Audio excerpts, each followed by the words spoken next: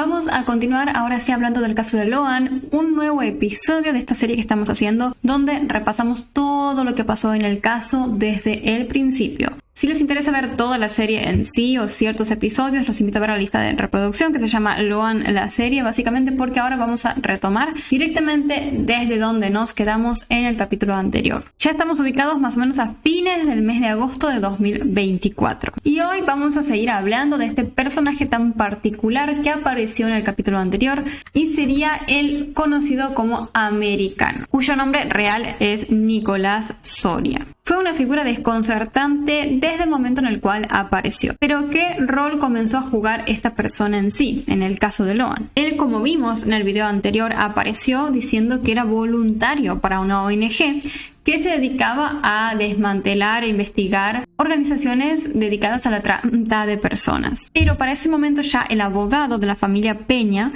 acusó formalmente a este americano, a este hombre, de haberse querido hacer pasar también por un agente de la DEA, la Agencia Antidrogas de Estados Unidos. O sea, sí, una locura, porque estamos hablando de un supuesto agente de la DEA operando en un paraje rural de Corrientes, Argentina. Pero ¿cuál sería el propósito que podría haber tenido el americano al hacerse pasar por este agente? Bueno, según las denuncias del abogado, el objetivo de esta persona habría sido extraer información sensible e infiltrarse en el círculo íntimo de la familia. Y efectivamente lo hizo, o sea, logró tener bastante acceso. Se sabe que este individuo, el americano, acompañó a declarar a Macarena, la hija de Laudelina. Y esto nos demuestra lo peligroso que es todo, porque estamos hablando de que un extraño, un desconocido, logró penetrar el cerco de testigos fundamentales del caso de Loan. Ante toda esta situación, esta denuncia y lío mediático, el americano salió a hablar en su momento, dio una entrevista televisiva donde se presentó como una persona que no tenía nada que ver con un infiltrado. Él afirmó que solamente era un voluntario genuino de una ONG internacional contra la trata infantil. Y además de eso, en esas entrevistas que dio, aportó cierta información sobre el caso. Y es información bastante fuerte que te hiela la sangre realmente, pues dijo que por cómo operan este tipo de redes criminales, a nadie le serviría que Loan estuviese, por ejemplo, muerto. Básicamente dando a entender que al menos para ese momento Loan debería haber seguido vivo, pero no solo dijo eso este americano. También vinculó la desaparición del niño con organizaciones criminales internacionales, comentando que son organizaciones que, según menciona, cometen este tipo de delitos porque generan más dinero que el narcotráfico. Pero en esos días no solo se habló de lo que pasó con este americano, sino que se volvió a poner foco sobre los familiares de Loan y ciertos secretos que parecerían querer ocultar. Ahí es cuando vuelve a aparecer el abogado que mencionamos ya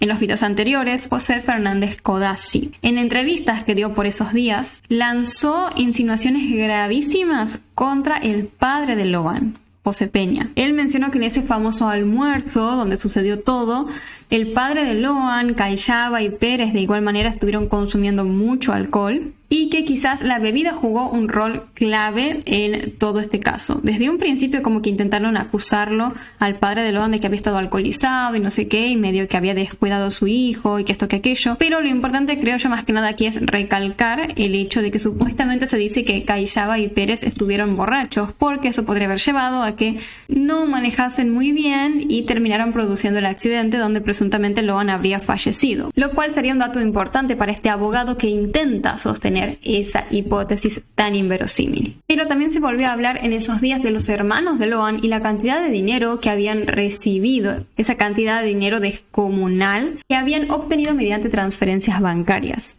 El tema es no solamente haber recibido ese dinero, sino que se generó una enorme controversia porque se comentó que los hermanos de Loan habrían comprado una motocicleta de alta gama en medio de la búsqueda de su hermano. Uno de los hermanos salió a hablar y a defenderse en ese momento y dijo que esa moto no era para tener un lujo en sí, sino que la consideraba una herramienta indispensable dentro de una zona rural para trasladarse por caminos difíciles y continuar con la búsqueda de Loan. Además explicó que la compra efectivamente se financió mediante donaciones de la gente manejadas con total transparencia. Pero la respuesta que dio la familia ante todo lo que estaba sucediendo en esos días va mucho más allá de justificar la compra de esta moto, porque plantearon una de las teorías posiblemente más oscuras del caso de Loan. Ellos apuntaron directamente contra Codazzi de haber manipulado a Laudelina, con el objetivo de que ella fuera, obviamente, y declarara todo lo del accidente. Incluso dicen que le prometió a ella entregarle un departamento y otras cosas más a cambio de hacer esta declaración falsa. Recordemos, la declaración sería que Pérez y Callava habrían atropellado a Loan tras volver de la casa de la abuela Catalina el día del almuerzo. Pero además agregaron que habían plantado el botín de Loan, porque recordemos que Laudelina fue quien lo encontró mágicamente, con la idea de sugerir que el niño habría muerto, por ejemplo, ahogado en una de las lagunas que habían por la zona. El objetivo, según la familia, habría sido con todo esto proteger al poder político local y desviar la atención de redes criminales de la zona.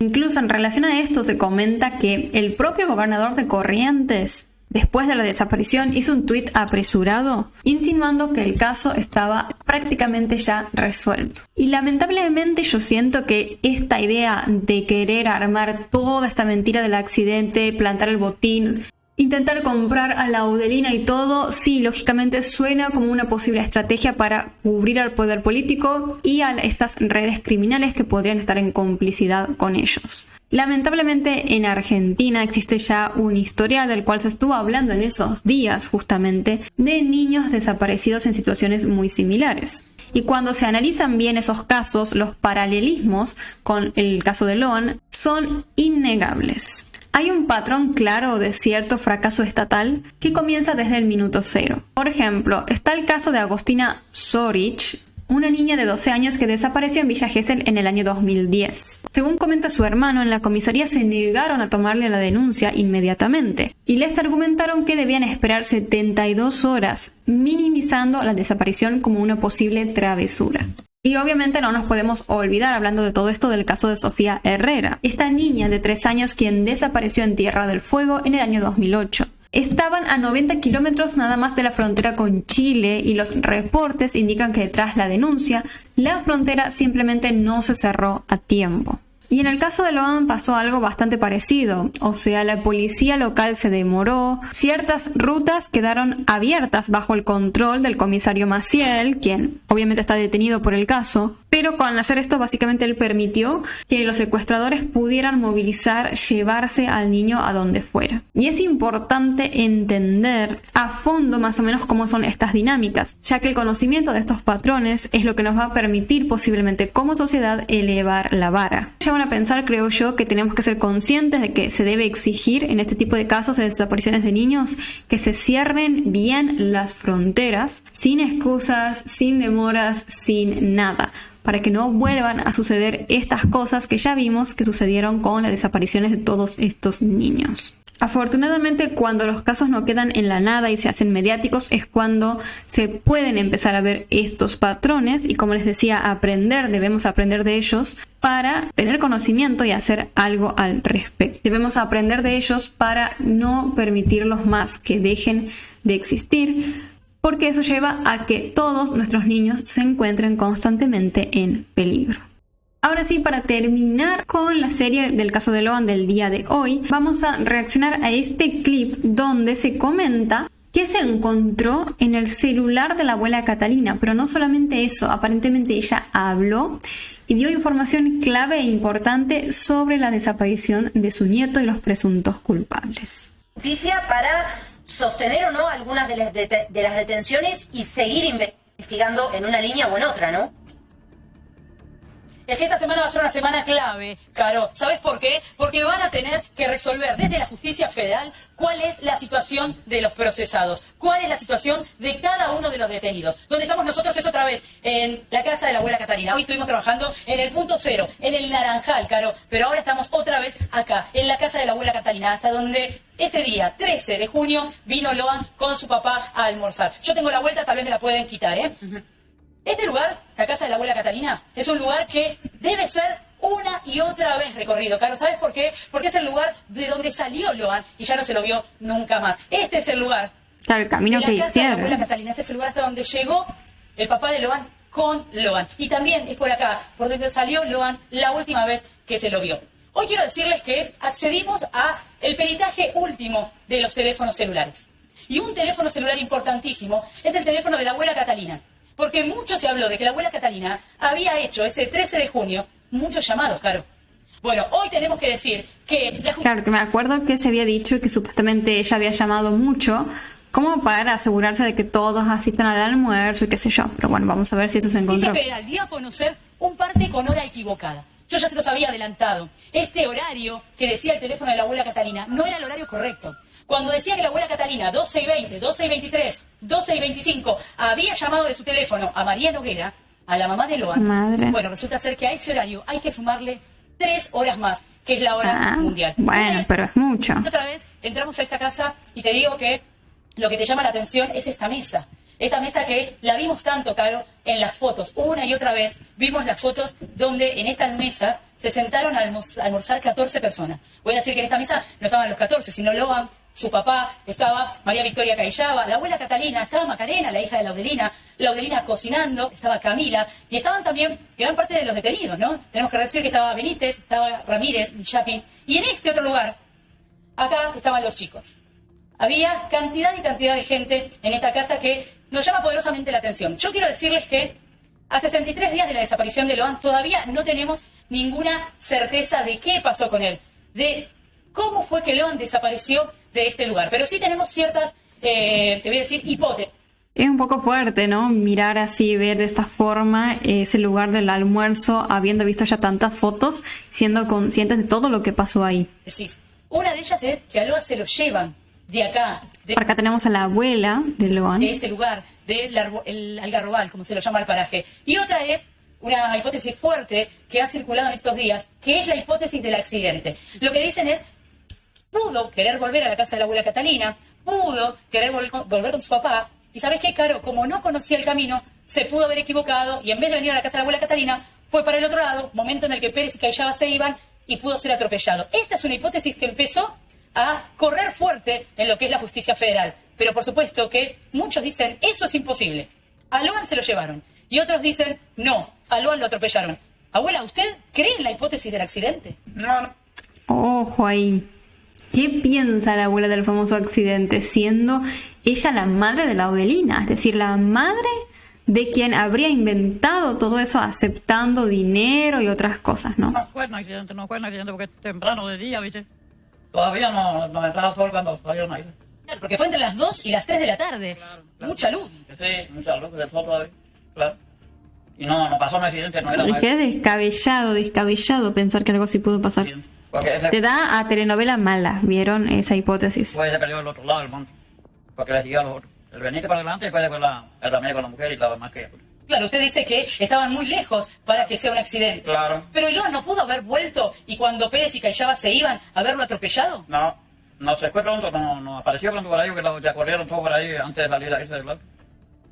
¿Le puedo hacer una pregunta? Que siempre uno tiene la duda.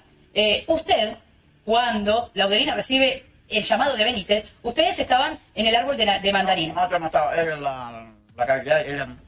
María Victoria Cayllaba y Laudelina estaban en el árbol de mandarina. Usted estaba un poquito más atrás. Yo estuve acá en la esquina de la casa.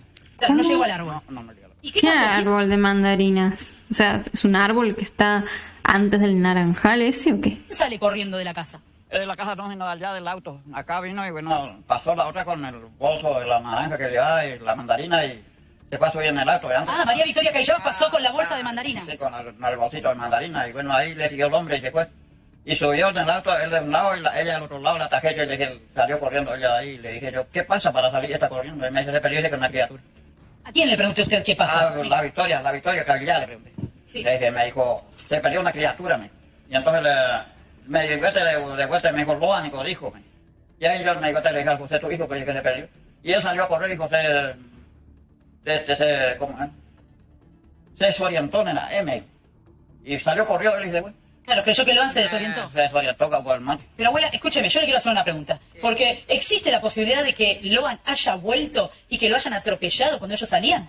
Pero no por... Así tiene que haber sido, según entiendo, la línea temporal, según las diferentes versiones que venimos escuchando. Como que se enteran de que Loan había desaparecido, se había perdido. Pérez y Cayllaba se van en ese momento, supuestamente se fueron a ver el partido de River. Supuestamente en ese momento tiene lugar el accidente.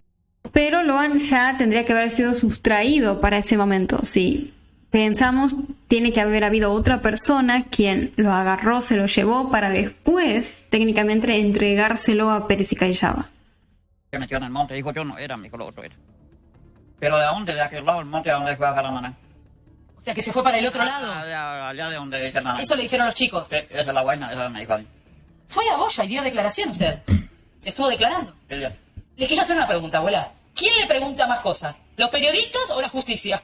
Y bueno, la justicia me preguntó algo de lo que pasó con Vela y nada. ¿Pero le preguntó mucho? No, mucho. ¿Quiénes le preguntamos más?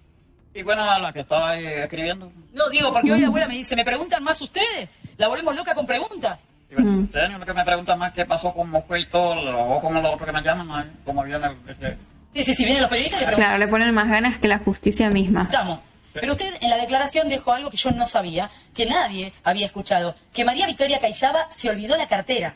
Sí, se olvidó la cartera, me dijo. Ese me dijo dónde cuando volvieron. Porque yo le dije, me dijo estaba por volver pronto, le digo. Y me dije sí, porque se volvió la cartera. Y ¿y dónde está ahorita por el balcón? ¿Dónde? ¿Dónde? Muéstrame. Acá por el balcón. Por este clavo. En este clavo. En este clavo del balcón. Ahí está. Por En este clavo María Victoria Callaba entonces se olvida la cartera.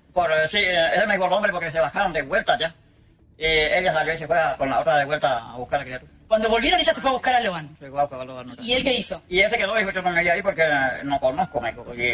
Claro, supuestamente fue así. Ellos se fueron, se enteraron de todo lo de Loan. Aparentemente volvieron de por sí porque se había olvidado la cartera Callaba. Y ahí se fueron a buscar a Loan. Me había ya perdido No es que volvieron haciéndose los buenitos de, ay, vamos a colaborar, vamos a ayudar. Como que volvió ella para buscar la cartera. Y se quedó conmigo ahí. Y el padre corría por la calle y se fue hasta allá hasta la quita y de ahí volvió otra vez, no la encontraba. ¿Y en qué momento usted se entera de que María Victoria se había olvidado la cartera? Ese momento que volvieron de vuelta del pueblo porque el hombre me contó.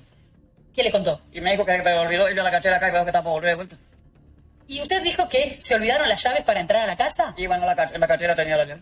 Así que es probable que no pudieran entrar a la casa o entraron por otro lado. No sé, no me para de pronto si no llegaron y volvieron porque los otros ya le Ay, capaz Pérez tenía la llave de la casa también. Menor partido.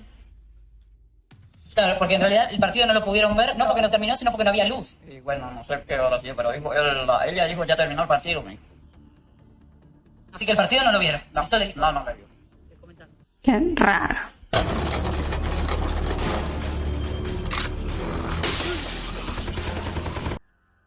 Claro. Abuela, ¿se acuerda que usted nos contó que había perdido el celular y que por eso le pidió a San Antonio encontrarlo? Claro.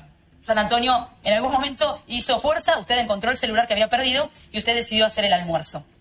En un momento... Yo le prometí, dice que vos estás haciendo pedido a un santo, tenés que prometerle lo que vos vas a cumplir. ¿Y usted qué le había prometido? Sí, yo le prometí a los pollos que se iban cruzando así adelante de mí, ahora que me está haciendo falta el celular. Y le dije, bueno, San Antonio, le dije yo que me vuelva a saludar. Estos dos pollos son patos chafados. Ahí el otro día me llamó ella y me dijo, acá ya se encontró tu móvil. Esta tarde que llevo. Así que usted tenía que cumplir con San Antonio. Y tenía que cumplir con San Antonio y no se da vuelta por mí. Yo lo que le quiero decir es, San Antonio tiene su juego y te sale el juego y cuándo te sale. había que cumplir con San Antonio. Usted hizo entonces ese arroz con pollo. Lo que yo quiero preguntarle es, Ok. Era fideo, tallarines. tallarines. Tallarines con pollo. Claro. Le quiero preguntar, cuando Camila dijo, este era un día de pérdida, y usted le contó a la justicia, ¿a qué se refería? ¿Qué era un día de pérdida? Y no sé qué era el día, porque era el día de San Antonio. Perder el novio de ella era así. Tenía muchos novios. El día de pérdida es perder algún novio. Pero usted dice que... No, los San Antonio ni podían buscar el novio y así los casos perdidos. Pero los casos perdidos yo tengo más seguro que cualquier cosa me perdía en el nombre de San Antonio, ahí no me han conseguido. Se me perdió una carnefa, como decir, una libreta de animales. Y yo tenía y no podía encontrar dónde se quedó. Y ahí está en la pieza buscando y le dije yo, bueno, San Antonio, ahora mañana me voy al pueblo, te traigo el ramo de flores artificial, hacerme encontrar. Me di cuenta yo así, mira, ya agarré el... ¿Y la encontró? Con la silla, con un bolso. ¿Y la encontró? Y la encontré ahí nomás. ¿Y cómo no le voy a comprar lo que le prometí? Pero vos tenés que prometerle las cosas. Es muy devota de San Antonio, la abuela, y cuando le pide a San Antonio encontrar algo, muchos, como dijo ella, O sea que Loan justo desapareció un día que estaban haciendo algo por San Antonio, que es un santo que se usa cuando se pierden cosas. Algo así entendí, bueno, no sé, pero es como, qué coincidencia, ¿no? le pide a San Antonio un novio. Cuando uno le pide algo a San Antonio hace que vos lo encuentres. Como ella encontró el teléfono celular, por eso hizo esos tallarines con pollo. Lo que les quiero mostrar a ustedes es, cuando la abuela Catalina ¿sí? Estaba acá y se da cuenta que su hija su hija Laudelina sale y María Victoria atrás. Ahí la agarra a María Victoria y le dice, ¿qué pasó? María Victoria le dice, se perdió un chico, creo que Loan. Así que María Victoria y Carlos Pérez se van de este lugar sabiendo, ¿sí?, que Loan se había perdido. Ellos sabían. Ese es un punto importante. Y todo sano para decir que estaba borracho. Todo sano, no había borrachera. Porque una botella de vino 3/4 trajo y ni a la mitad de todo. ¿Nadie se fue borracho? Nadie se fue borracho, nadie tomaba. Bueno, aquí ella, la abuela Catalina, da otra versión diferente a la de Codazzi que vimos recién. Él decía que todos habían estado como borrachos, pero la abuela dice que no. Que, bueno, los más importantes, Pérez y Callaba, no se fueron ebrios de ahí. Para decir que después borracho, que ella le va a atropellarle y no le vio. No era. Claro, no. La abuela Catalina, les digo que destierra la teoría del accidente. Que la Victoria y el Carlos están presos por la boca de la otra, nomás porque no hubiese estado. A lo mejor ayudaba más a buscarle por acá y no ir a tenerle preso ahí. ¿Usted dice que María Victoria Callaba y Carlos Pérez están presos porque Laudelina dijo que fue un accidente? Claro, por eso. Pero abuela, le quiero decir algo. Quiero que, Caro, seamos muy cautelosas. Y pero más allá de eso, ellos deberían estar presos porque es muy sospechosa la actitud, no por lo del accidente en sí, porque presuntamente ellos habrían sido quienes trasladaron a Loan y lo entregaron a vaya a saber quién. La abuela mucha información no tiene, pero alguna sí que tiene, y la abuela es, por supuesto, importante porque estuvo ese día en el almuerzo, pero no tiene televisión, no tiene celular, no tiene radio, entonces muchas cosas la abuela no las sabe, pero abuela, sabe que en la camioneta de Pérez y Callaba, en algún momento los perros indicaron que había presencia de Loan. Dice que tal vez Loan pudo haber subido a la camioneta. Nada que ver, pasó por el lado de la camioneta como estaba en el camino. ¿Usted nunca vio a Loan subir a la camioneta? Nunca subió, pronto que todo cerrado, que es camioneta cerrada, ¿viste? No, es camioneta que tiene la parte de atrás abierta. ¿Y qué fue lo que le dijo María Victoria Callaba cuando usted la llamó por teléfono y le dijo que busque en la camioneta? No le dije, no, yo le dije que no le encontraron por el camino, le dije cuando le llamé y me dijo que no, que ya iba a volver. Ya volvieron. Y él salió y se fue a ayudarle al otro a buscar, y que quedó por ahí, ¿viste? Y el hombre se quedó cerca de mí y me dijo, yo no me voy porque se va, no conozco, me puedo perder yo también por el mundo. Y bueno, y vino y llegó la Silvia y se entró allá. Carlos Pérez. Ahí me dijo, ella cuando llegó nomás me dijo, yo ya puse en conocimiento a la policía, me dijo. Confiar cero en esa Ahí policía. volvió, no sé qué me vino a decir ahí llegó el comisario, me saludó, me dijo, su hijo el que se perdió, no, le dije, mi nieto. ¿Así él? Y ahí siguió, se fue a buscarlo. Porque claro, Pérez y Callaba se hicieron los buenitos y fueron a decir que le avisaron a la policía y llegó el comisario Maciel, también haciéndose el buenito y diciendo que iba a investigar la desaparición. La justicia, ¿no, abuela? Claro, fueron, se fue a buscar también por ahí. Le quiero decir que el testimonio de la abuela Catalina para la justicia es importantísimo, porque la abuela Catalina, así como la ven, tiene muchísima memoria y va contando todo. ¿Qué hizo la abuela Catalina frente a la jueza Poser Penso en Goya? Dijo que ella no había hecho ningún llamado durante ese día, la mañana de ese 13 de junio. ¿Y saben qué? Hoy hay que decir que la abuela Catalina no mintió, que esos llamados de los cuales estaba sentada acá.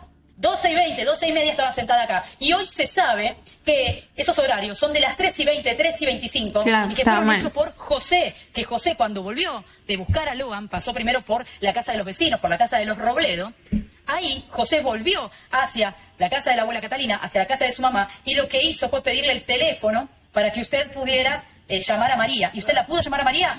Él lo llamó, yo le marqué todos los números en el teléfono y él lo llamó. Él habló con él. Claro, la madre de Loan para noticiarla, supongo yo, de lo que había pasado. ¿Y usted sabía el teléfono de María? No, él me trajo el número de ese día, me trajo el número que yo no sabía, siempre le llamaba por medio de los otros porque yo necesitaba, él para venir a quedarse cuando yo me iba a los otros. Y ese día me trajo el número.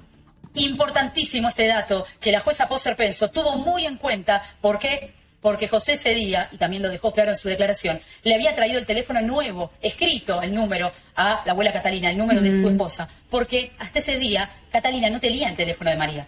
Así que quien llamó varias veces a María, que nunca atendió porque recordemos que tenía el teléfono sin batería y no había luz, fue José. Hoy lo sabe la justicia federal, peritando el teléfono. También el tema de que justo se cortó la luz ese día es muy sospechoso, como que en planos generales podríamos considerar que es una coincidencia, pero es tan turbio el caso de Loan que ya uno se espera cualquier cosa, la verdad. Pero bueno, hasta ahí llegó el testimonio de la abuela Catalina y no sé qué opinan ustedes. Yo siento que la abuela, la verdad, no tiene nada que ver con lo que pasó con su nieto. Sí, la Audelina, lógicamente.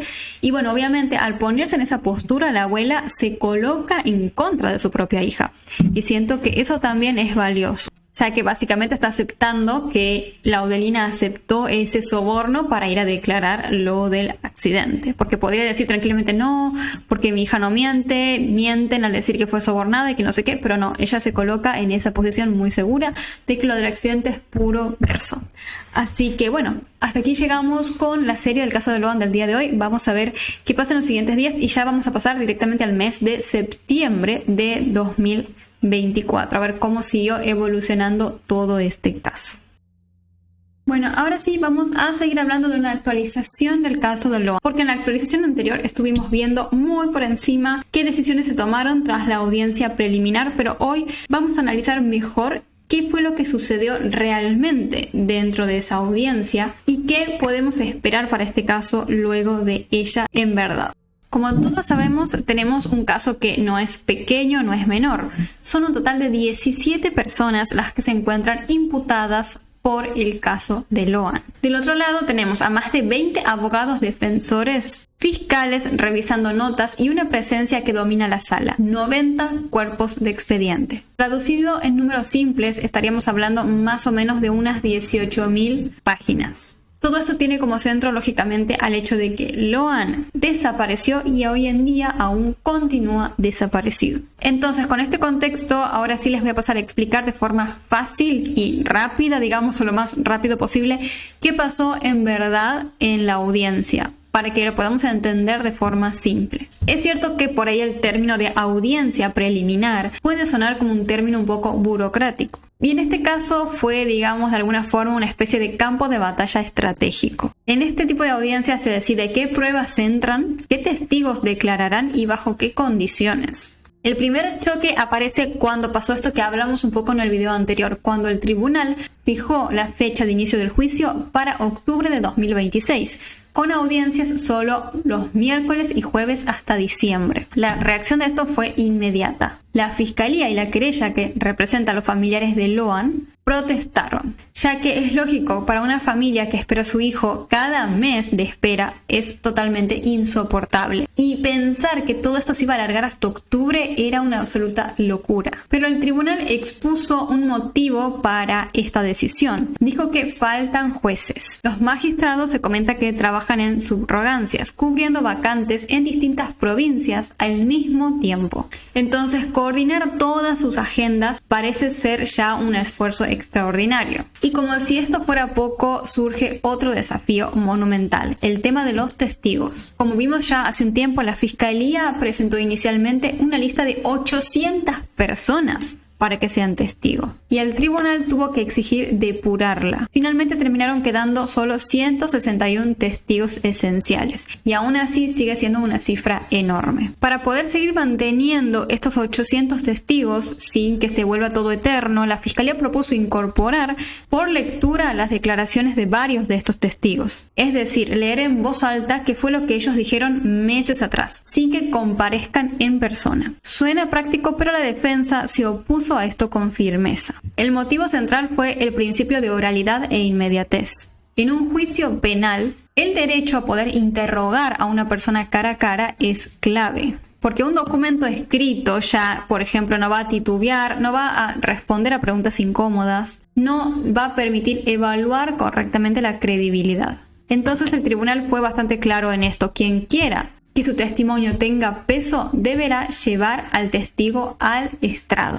Mientras tanto, la fiscalía siguió solicitando algo más: que los jueces pisen el terreno, que recorran la zona desde donde Loan desapareció, el trayecto desde la casa de la abuela Catalina hasta el Naranjal y el lugar después desde donde se encontró el botín. La realidad es que hay una diferencia muy grande entre ver un plano, por ejemplo, del lugar a caminar en el mismo. Esto puede cambiar la percepción de las distancias, la visibilidad y darte una mejor idea de cómo se dieron las cosas.